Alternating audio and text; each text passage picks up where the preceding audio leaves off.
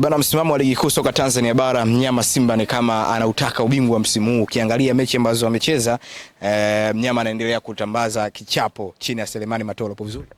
Niko vizuri kijana. Shwari. Shwari kabisa kaka. Bana, mnyama Simba kurejea ligi kuu soka Tanzania bara ni kama anatoka kwa machungu.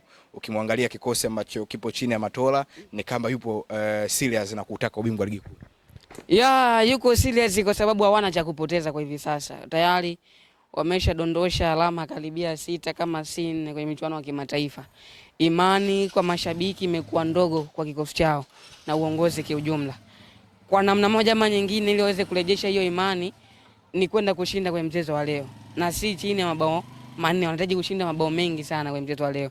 3 na kuendelea ili waweze kurejesha ile imani. Lakini kuja kiujumla kwenye kikosi cha Simba, nafikiri kwenye mchezo wa leo kwa maana Singida, kwa maana Mbeya City kumradhi. Hapa naiwaza mechi ya saa 10.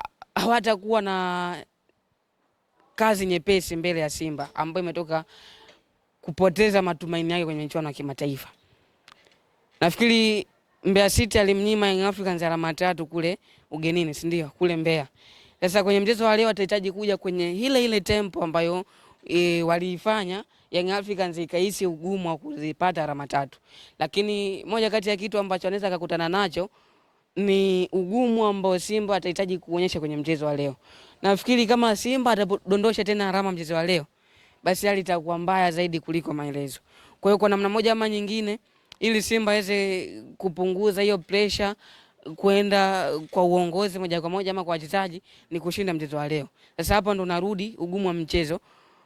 Simba kupunguza pressure kwa maana kuzipata alama 3, Mbeya City atakuwa mnyonge kiasi hiko kuruhusu Simba zichukue alama 3 hivi. Hapa ndo narudi sasa, utahitaji akili ya ziada na mbinu za mwalimu kwenda kuzishinda mechi. Nafikiri Mbeya City wamedondoa kwa maana wameachana kocha wao, lakini haiondoi kwamba wana wachezaji wazuri. Simba inahitaji kujua hilo, na nidhamu inahitajika kwa kiasi kikubwa sana, kwa sababu ni timu ambayo inaonekana ni ya kawaida sana, lakini unapokutana nao ndani ya uwanja imekuwa na taswira nyingine tofauti. Hususan ni timu ambazo hizo madaraja ya kati zinavyocheza na hizi timu kubwa, kuna namna ambavyo huwa zinajiandaa kwa 100% kuanzia nje ya uwanja hadi ndani ya uwanja.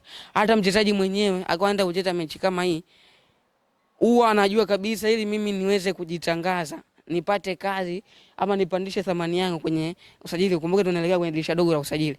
Ni kwenda kuonyesha kile ambacho niko nacho kwa 100% kwenye hii mechi. Ndio maana wachezaji wengi sana wanaomba usimchezeshe mechi zote. Usimpe nafasi ya kucheza, lakini mpe mechi dhidi ya Simba, dhidi ya Young Africans. Kwa sababu hapa ndo ataonekana na ataipandisha thamani yake. Kwa hiyo tunaelekea kwenye dirisha dogo la usajili. Lazima Simba wajue kabisa hii Mbeya City itakuja kwa nguvu kubwa sana, watagonga sana viatu, watatumia nguvu kubwa na maarifa ili kuhakikisha wanapata matokeo mazuri, kujenga kwenye nafasi nzuri kama wachezaji, lakini kuiweka nafasi nzuri kama timu. Kwa lazima pia watambue ugumu wa Mbeya City ambao anakwenda kukutana nao. Lakini kwa Simba nafikiri watajivunia zaidi ama faida ambayo wako nayo, kwanza kuanja nyumbani, lakini wanajivunia quality ya wachezaji walionao. Unamsimamisha mchezaji mmoja mmoja wa Mbeya City na Simba, bado Simba atakuwa ni wa kwanza kwenye matukio, si ndio?